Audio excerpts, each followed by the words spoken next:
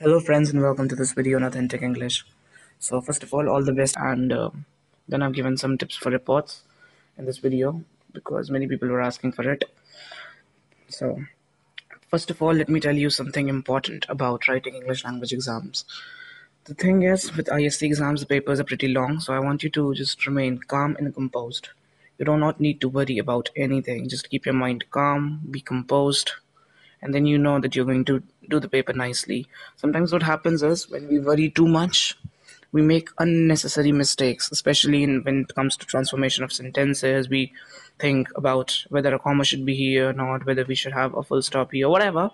So just be calm and composed. That is the number one key to do well in this English language exam. If you think that you are extremely good in English grammar and you're not going to make any mistakes, that's cool. Do not study too much and do not take much stress because otherwise things are going to get very difficult and out of hand. So that is something that I want you to do. Okay, so I've created some slides for you in which I'm going to explain how you can get better marks in your English language exams. So the video starts with the best thing you can do to do well in exams is be calm, as I've said before. Okay, you need to be calm. The most important thing is this. You people may not realize it. It's necessary for every exams, but more importantly for this English language exam tomorrow. People get unnecessarily panicked. People then you see then everything that all the English that you know, people start thinking too much and then they make mistakes. So you don't have to be like that.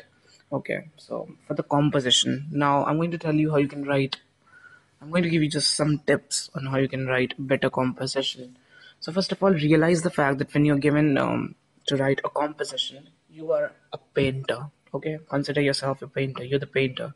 You have all the buckets of colors with you, and you can make a picture just as you wish. Draw a sky full of stars or a sky full of grass. You are the creator. Enjoy your power. Realize the meaning of this line. When you are asked to write a composition, it is something that you can create. You have the power to write whatever you want on that sheet of paper.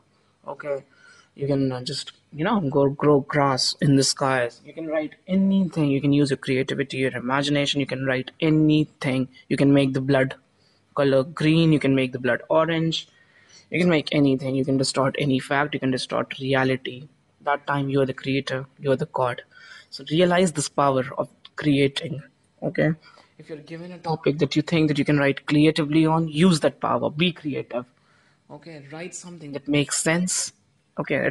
It has to make some sense. Okay. Write something that makes sense and use the power of creation, your imagination, to write a composition that is, different from all the rest. Okay, so choose the topic wisely. The number one thing that you need to do when you're going to write a composition, you have to choose one of the five topics that are given. Choose the topic that you are comfortable with, and that's like number two, you're interested in. Okay, you don't need to write on something that you're not interested in. If you choose something that you're not interested in, that composition is definitely not going to be great. So choose the topic wisely. You always have an idea what you can write well on. We already have this notion in our heads. We already know. We have to trust our intuition. Our intuition already knows what we can write well on. For example, if there's a topic of about your mother, okay, and if you're close to your mother, then you know that it's the right topic for you. Whereas some people are not that close to their mother, so they can definitely choose some other topic. So choose a topic that you think that you have experiences with. Okay, something that you can write on well, something that you can get ideas on. If you believe that you are a good story writer, then take the topic of stories. And even if you cannot construct a plot just by reading the topic, just begin writing the story, and you're going to create something as you're writing. I'll talk about this when I come to that point. Write your essays in your own way. Do not try to copy a style you've read before. If you're funny, you can make your essays funny too. Essay or composition. So this is something that you need to follow. Do not copy something that you've read on the net. For example, if you read a really cool essay in some book or on the internet or somewhere else, so do not try to copy that style. If you like something about that essay, you can definitely about that composition, you can definitely just include it. You can try to be like that, but do not try to be 100% copying that thing. You don't need to copy anything, because sometimes what happens is when you try to copy, you're also not able to copy properly, and then everything gets messed up. Okay, it gets something in the middle. It neither remains your style nor the style that you're trying to copy. So you don't need to do that. Try to write the way you write, okay? I'll tell you how you can write in a different manner. If you have something that you have noticed, if there is something that you've noticed, something that you notice and something that is very unique to you, you can write that in your composition. So write something that you've read, analyze all the ideas, collect. Writing is something that occurs from the brain and heart together. I mean, you have to use your emotions, you have to use your past experiences to write an essay that truly is yours. Just copying isn't enough. Okay, so there's a line that I've written. I saw her go away from me. The green grassy ground between us increased every second. Okay, so this is a way. This is just a line. This is an example of how you can write in your own way. You have to, bring in pictures that only you can observe. Think about a picture. Think about what your heart feels and just, put it down in words. Everything that you feel can be put down in words. Everything that occurs to you, like while you're watching this video, you may think that this video is definitely going to help me in my exams. You can definitely write this down on a piece of paper. And then you can, for the sake of that matter, write it in your exams as well, that I watched the video and I had the hope that it's going to help me. And right now I'm writing the essay. You can write whatever you feel. So just analyze what you feel and you can write it down. Okay? This is something extremely important that you need to realize. Don't write all the sentences in the same manner. This brings monotony. He ate the breakfast and then went out to play football. He played for some time, then he ate some chocolates and went to see his grandma. His grandma served him some pancakes. He ate them quickly because he was hungry. You know so many sentence patterns. No sooner, little did.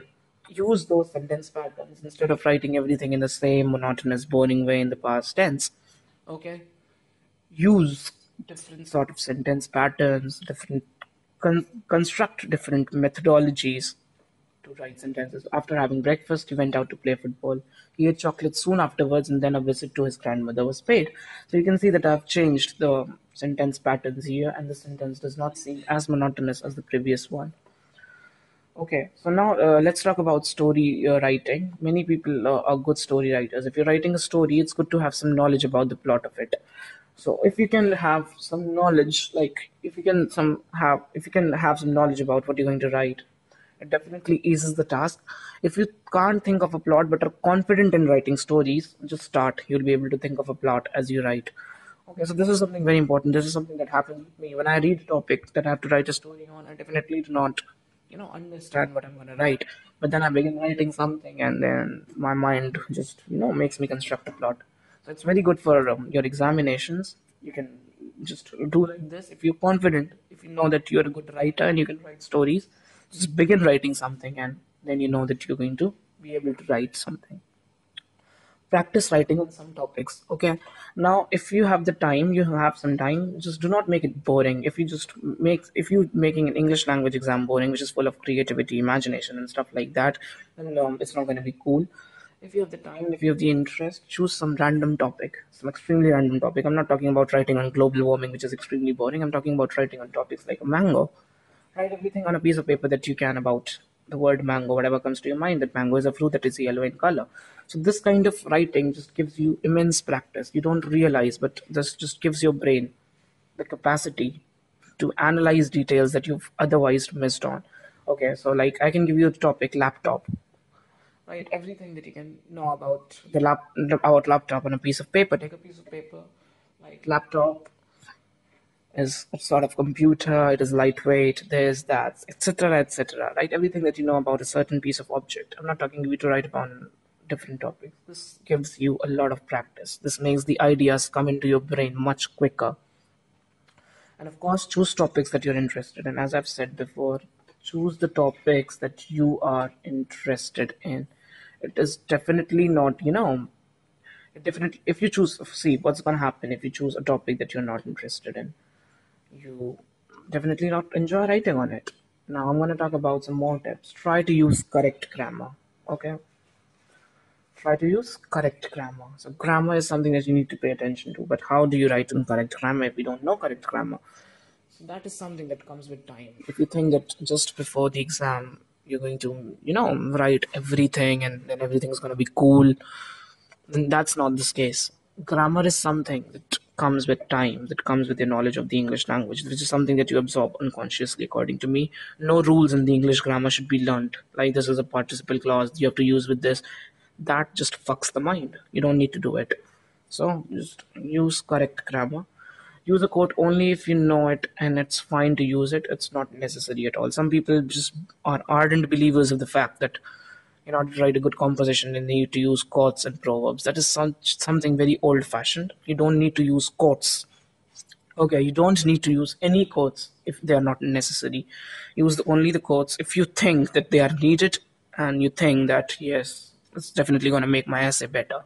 Only then use it. And if you know that really it's a quote by someone, only then use it. It's not necessary at all. Do not believe in the fact that people tell you that you have to use a lot of proverbs. That is all old school, old fashioned methodologies. Don't believe in all that stuff.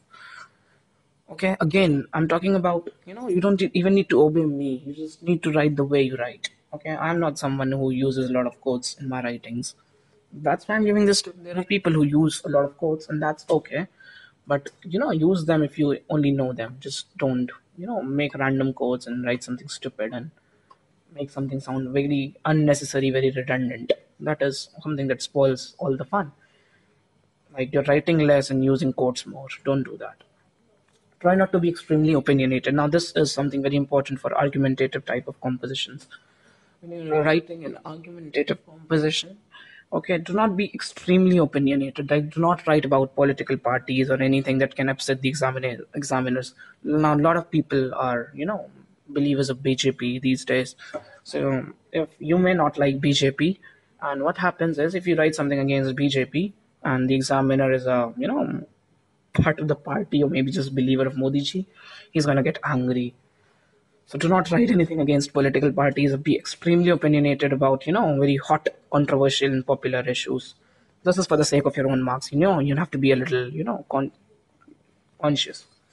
You have to do this. Although you may not like it, you may hate BJP or you may hate anything. Like you may hate Trump or anything, especially these political things that are very hot in our country. You may do not like someone, you may not like a particular thing, but you're not sure that examiner likes it or not. So one of the tips that I heard from one of my teachers was that do not attempt argumentative type of composition in board examinations. Even if you're attempting, do not be extremely opinionated, as I've said. Okay, give modest opinions that, yeah, this is something that can be changed. Do not write like this is something very bad, I hate it, or, do not use very strong words, very strong emotional words. Some examiners may not like it. Now, very important thing is use paragraphs. I've seen many people write everything in one stretch. That is so unreadable, so disgusting, and so bad. Please use paragraphs. After about every 10, 15, or whatever lines, just use paragraphs. And it's not a three paragraph thing that you have to write three paragraphs. That's so stupid.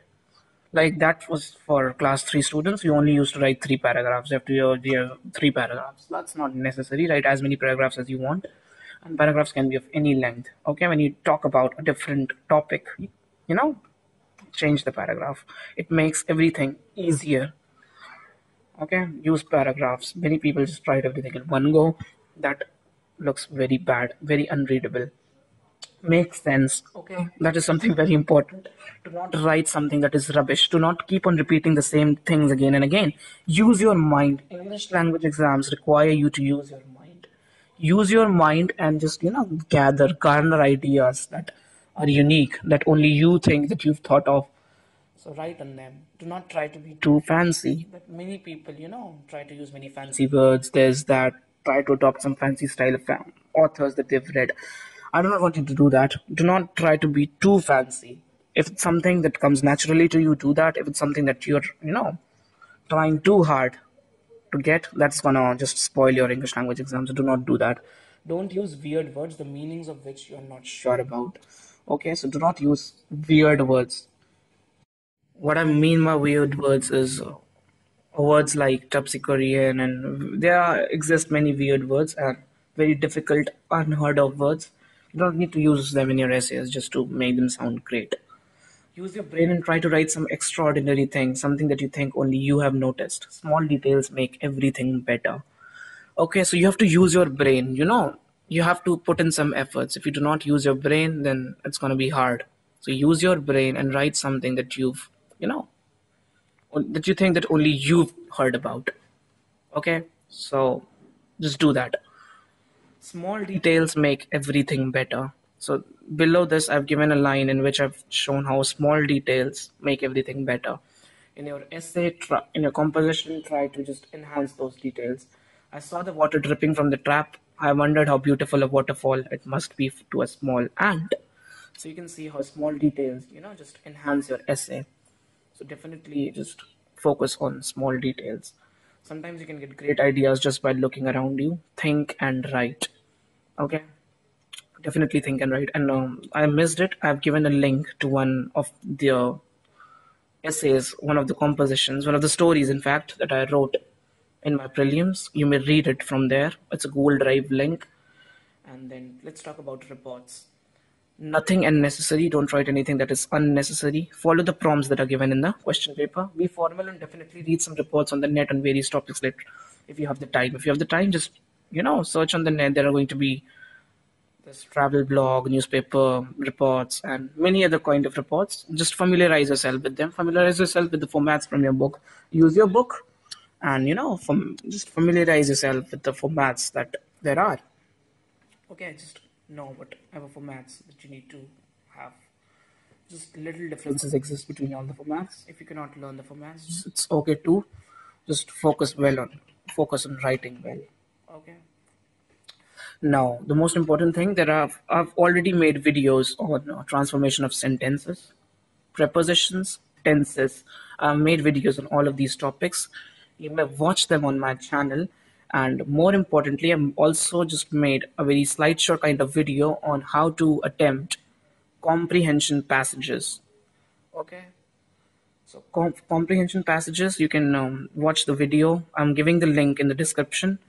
Watch the video and for transformation of sentences and other grammatical concepts, and also make sure that you watch the video on subject and verb agreement, because many people because in the tenses part of your paper, they also test you on subject and verb agreement, and subject and verb agreement is something that many students make mistakes in. So make sure that you watch those videos. It's extremely important. And then I've made a very small video on phrasal verbs, so that's not enough. Study the phrasal verbs from your book. There are lots of phrasal verbs that must be given in your book. Study them. And last but not the least, be cool. Okay, be calm and composed. I'm saying this again. In order to do best in your English language paper, you need to be cool, composed.